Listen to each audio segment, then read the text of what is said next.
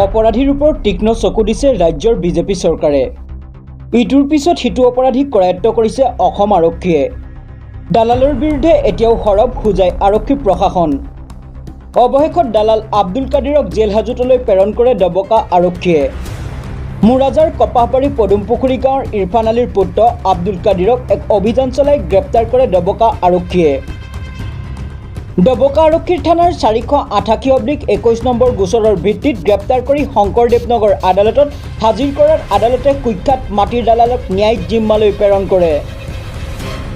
মুৰাজাৰৰ পদুমপুখুৰীৰ আব্দুল কাদিৰৰ বিৰুদ্ধে বহু থানাত বিভিন্ন অপৰাধজনিত গোচৰ ৰুজু হৈ আছিল। দালাল আব্দুল কাদিৰক গ্ৰেপ্তাৰ কৰাত আৰক্ষীক বিভিন্ন মহলে ভূয়সী প্ৰশংসা কৰে।